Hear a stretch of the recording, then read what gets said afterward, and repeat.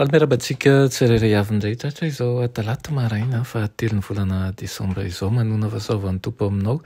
ary mirarisoanao trany mba hitombo fifalinana hitombo hery ihany koa ny fanarahana ny tompo alohan'ny dirantsika ny amin'ny mofinainana io dia hivavakisika tompo any amanitra ao mbola verim-pisaoranao izay fa tsy hanomenao tombontsoa lehibe amin'izao maraina izao ahafahanay mandraikitra ny herinao ny fahasoavanao ahafahanay mitombo mandrakariva ihany koa gataka aminao izay mba hiasa ao anatinay ianao ka ny fotoana rehetra izay hiarahanay aminao any ahafantaranay ianao bebe koa ahafahanay ho iay ao aminao ary ianao aminay anaran'i Jesosy amen.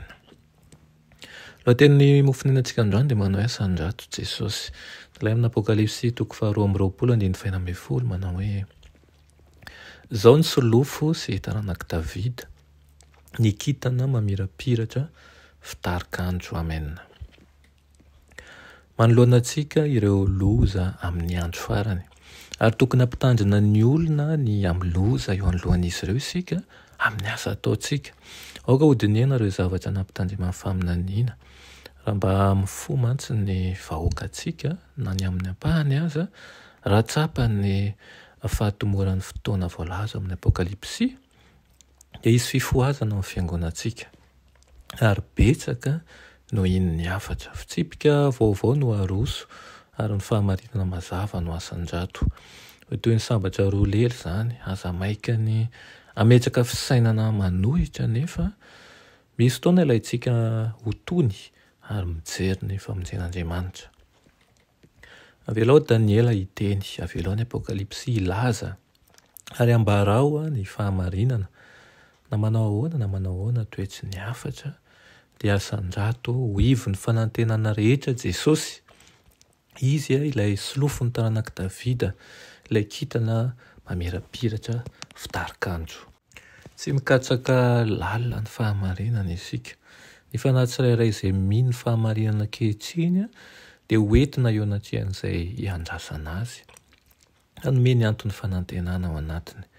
atsoina hitsangana manoloana ny mpanjaka andriana mpitondra ary ireo olobe eto an-tany ny vahoakan'Andriamanitra ary irain'ireo sokajin'olona ireo no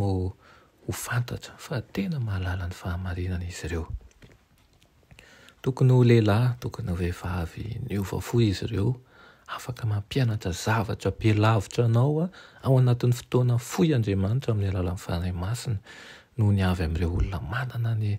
maha-izisy azy eto amin'ity izao tontolo izao ity. Mandinika ny fifanoherana amin'seho eto amin'ity tany ity izao tontolo izao rehetra. Amin'ny vidiny tsy haitombanana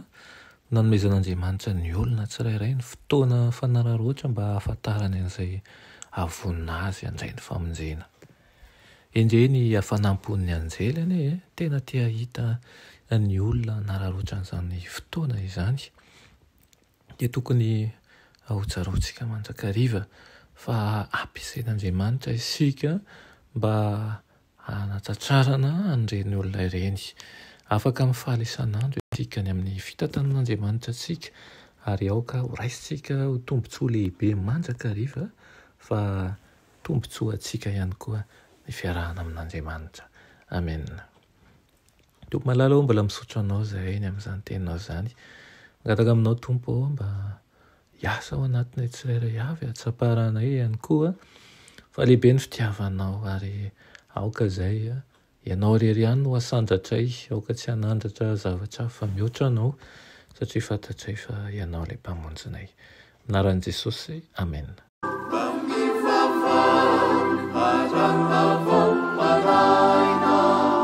Sarovinao ilay